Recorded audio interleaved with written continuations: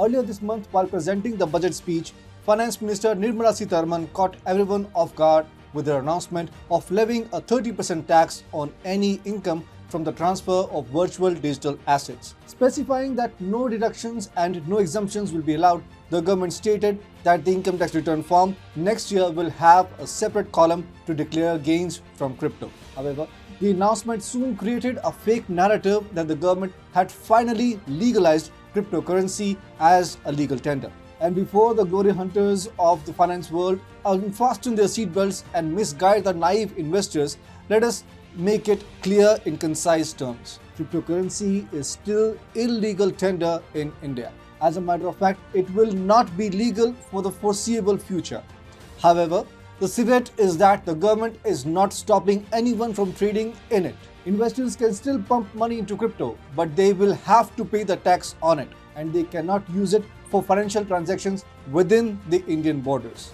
Hi and welcome to TFI English, the national socio-political analysis arm of the TFI Media Group. I'm your host Piyush, and if you haven't subscribed to TFI English yet, hit the subscribe button and also click on the bell icon to receive all the recent updates. Coming back to the story, I will talk about the fate of cryptocurrencies in India. Let's begin. In layman terms, the government is simply treating the earnings from cryptocurrency just the same as winnings from gambling. And as we know, gambling in India is still illegal. However, if someone makes a trade overseas and shows the income from it, they will have to pay the desired tax on it. The government has applied the same parameter to cryptocurrency. The government is treating the gains made from crypto as your income, and Section 224 of the Income Tax Act 1961 describes how the tax is levied on your income. Any kind of income earned by the assessees attracts income tax at the point of its accrual or receipt. Of course, statutory exemptions and deductions as permitted under relevant provisions of the Act, which could be availed of by a taxpayer. However, the fact remains that the Act makes an obligation to pay tax on all income received.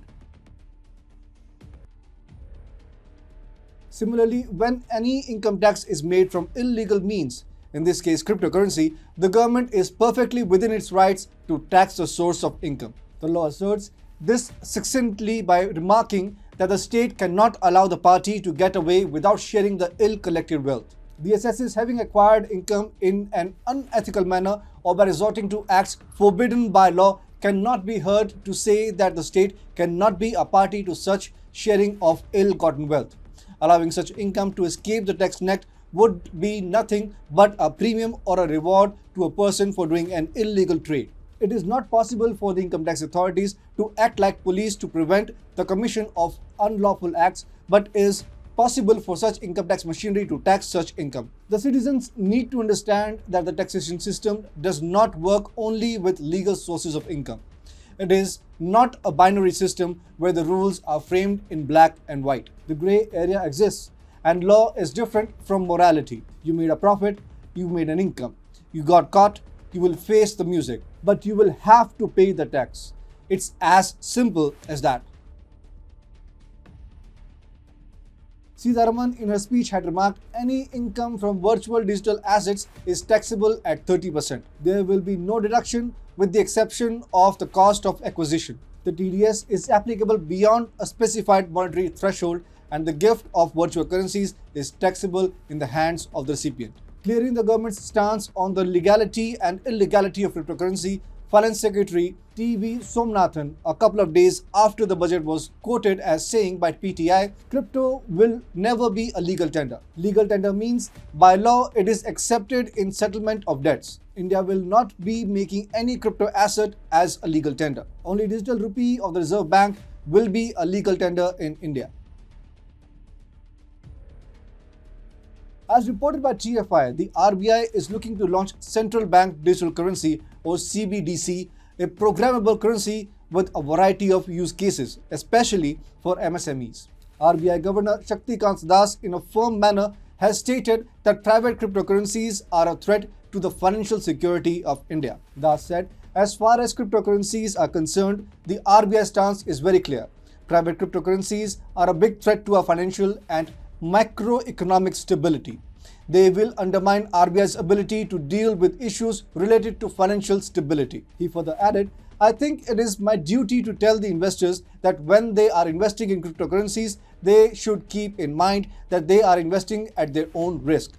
They should keep in mind that these cryptocurrencies have no underlying asset, not even a tulip. It is not to say that the government is only bringing gloom for crypto investors. It has already toned down its hardline stance from a complete ban on cryptocurrency to recognizing it as an income source for investors. The government has come close to presenting the draft bill on cryptocurrency in the parliament on 2 separate occasions in the past. However, owing to the complexity of the situation, the draft has needed revisions. Except for El Salvador, which in September last year adopted Bitcoin as a legal tender, no other country across the planet has made crypto a legal tender. Thus, asking the Indian government to legalize it at the drop of a hat is a naive proposition. The government is keeping its options open, and as more clarity regarding the framework of cryptocurrency develops, it may come up with new guidelines and regulations.